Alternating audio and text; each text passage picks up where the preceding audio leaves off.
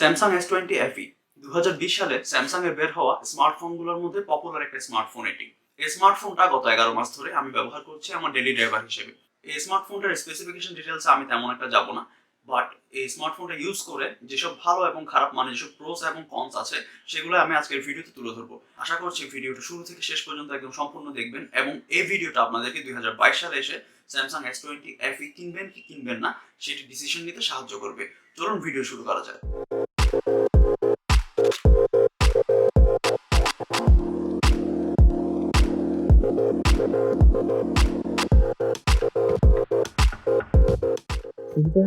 S20 FE এর ডিসপ্লেতে এটি আমি সবসময় 120 হার্জ রিফ্রেশ রেটে ব্যবহার করেছি।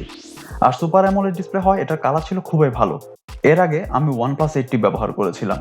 দুটির 120 হার্জ রিফ্রেশ রেটের মধ্যে যদি আমি তুলনা করতে যাই তাহলে OnePlus 8T এর 120 হার্জ আমার অনেক বেশি ফাস্ট অ্যান্ড স্মুথ মনে হয়েছে S20 FE এর তুলনায়। এখন এটা UI এর অ্যানিমেশনের কারণেও এমনটা হয়ে থাকতে পারে। আউটডোরে S20 FE এর ডিসপ্লে ব্রাইটনেস নিয়ে আমার কোনো রকমের সমস্যা হয়নি, তবে আবারও যদি আমি OnePlus 8T এর সাথে তুলনা করতে যাই তাহলে OnePlus 8T এর ব্রাইটনেসটা ছিল অনেক বেশি। যেহেতু ডিসপ্লে নিয়ে কথা বলছি এবং এটিতে ইন ডিসপ্লে ফিঙ্গারপ্রিন্ট আছে, তাই ফিঙ্গারপ্রিন্ট নিয়ে এখনই কথা বলে ফেলি। ফিঙ্গারপ্রিন্টটা অ্যানিমেশনের জন্য একটু স্লো মনে হয় এবং 100-এ 98% টাইম ফিঙ্গারপ্রিন্ট ঠিকঠাকভাবে কাজ করছিল। রিসেন্টলি এটিতে Android 12 based One UI 4 update এসেছে এবং বলতে হয় One UI এখন আগের চেয়ে অনেক বেশি বেটার। স্যামসাং এর UI নিয়ে একটা সময় আমার খুব বেশি হীনমন্যতা ছিল এবং যার জন্য স্যামসাং আমি ইউজ করতে চাইতাম না, কিন্তু চারপাশে স্যামসাং এর UI চেঞ্জ হওয়ার কিছু খবর শুনে S20 FE আমি যখন ব্যবহার শুরু করি তখন আমার মাইন্ড জাস্ট চেঞ্জ হয়ে গিয়েছিল।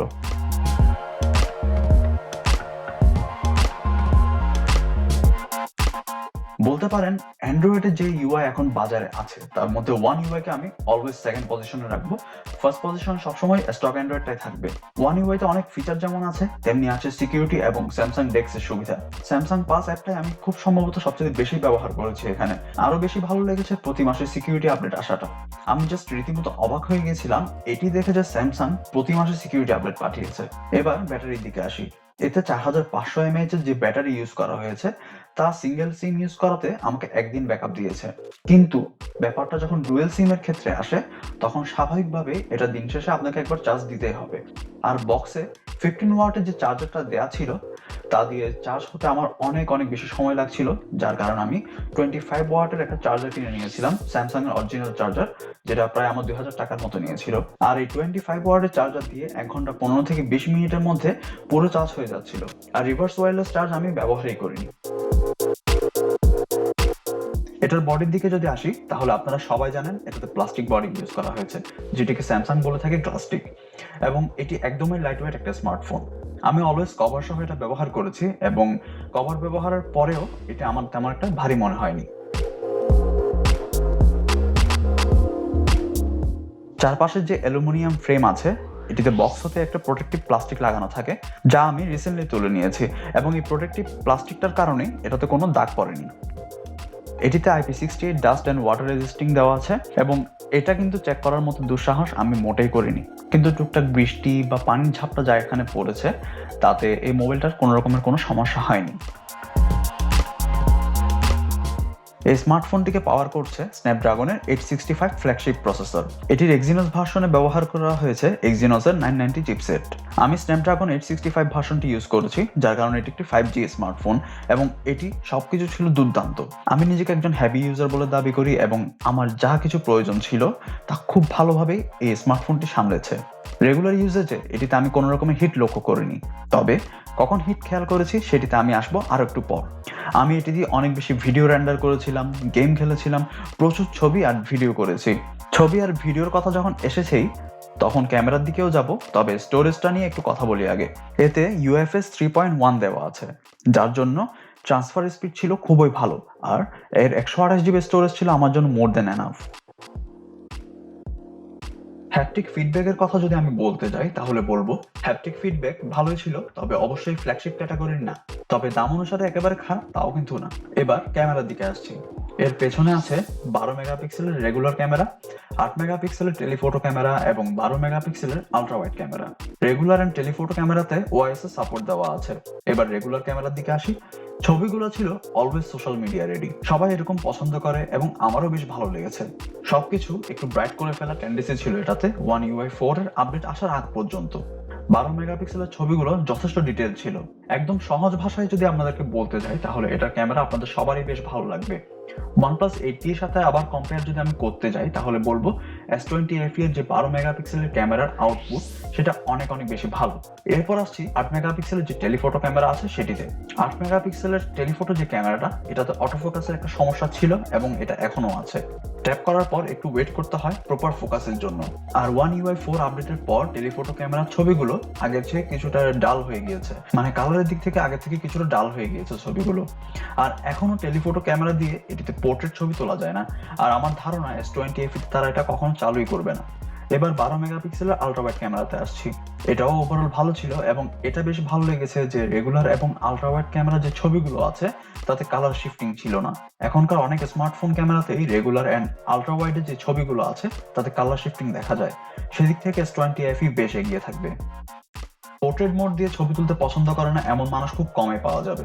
তো পোর্ট্রেট মোডের দিকে যদি আসি তাহলে আমি বলবো যারা চশমা ইউজ করে তাদের ক্ষেত্রে এটা মাঝে মাঝে চশমাতে কাট আউটটা মিস করলেও এমনিতে ওভারঅল ভালোই ছিল। আর পোর্ট্রেটের যে বুকে এফেক্টটা আছে এটা আপনি পরে অ্যাডজাস্ট করে নিতে পারবেন। এছাড়াও আরো অনেক রকমের এফেক্ট এখানে আছেই। নাইট মোডে যদি আসি তাহলে আমার কাছে নাইট মোডের যে রেজাল্ট এগুলো কনসিস্টেন্ট মনে হয়নি। কখনো কখনো বেশ ব্রাইট করে তুলছিল, আবার কখনো কখনো ভালোভাবে এক্সপোজ করতে পারছিল না। তবে এরকমটা সবসময় ছিল না। নাইট মোডে আপনি যদি ছবি তুলেন তাহলে সেটা 3 থেকে 5 সেকেন্ডের মতো একটা সময় নেয়, সেই ছবি আবার প্রসেস হতেও কিছুক্ষণ সময় লাগে। নাইট মোড দিয়ে হিউম্যান সাবজেক্টে ছবি তোলার পর যে রেজাল্ট আসছিল, ব্যক্তিগতভাবে সেই রেজাল্টে আমি খুশি ছিলাম না বেশিরভাগ ক্ষেত্রে।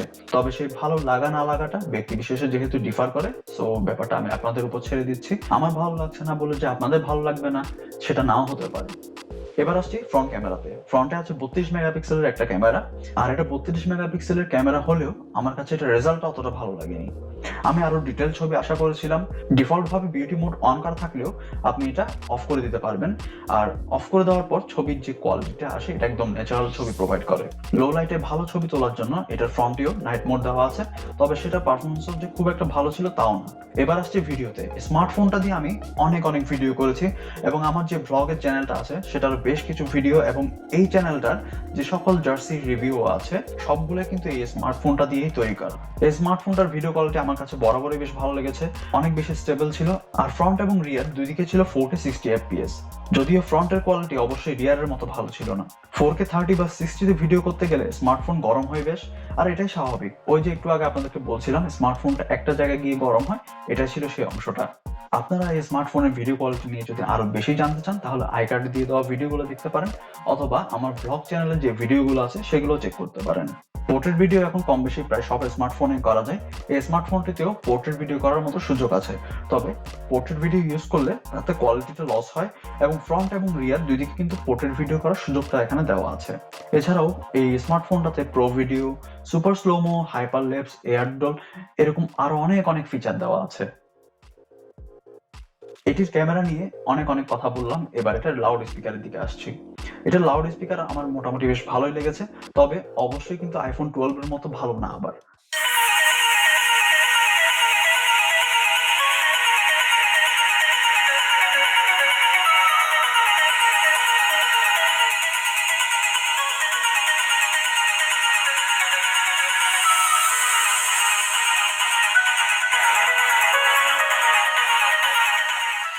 S20 FE এর সাউন্ড টিউন করেছে AKG।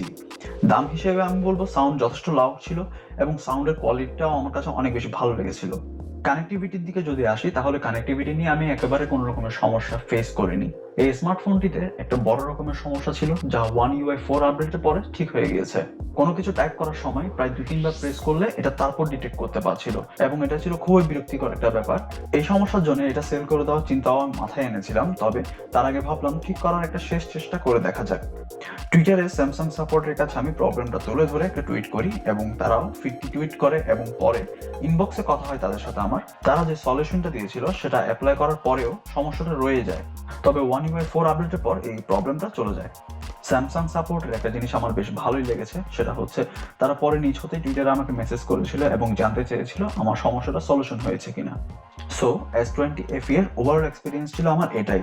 শেষ কথায় বলবো, ওভারঅল বেশ ভালো একটা ক্যামেরা সেন্ট্রিক স্মার্টফোন এটি, এবং বর্তমানে যে প্রাইসে এটা বাজারে পাওয়া যাচ্ছে সেক্ষেত্রে আমি বলবো এটা অনেক অনেক ভালো একটা ক্যামেরা সেন্ট্রিক স্মার্টফোন। তবে অবশ্যই এখানে আমি স্ন্যাপড্রাগন ভার্সনের কথা বলছি। যদি আমি আবারও OnePlus 80 এর সাথে এটা কম্পেয়ার করতে যাই, তবে আমি ক্যামেরা এবং ভিডিও এই দুইটা সেকশনে S20 FE 5G কে এগিয়ে রাখবো অনেক বেশি।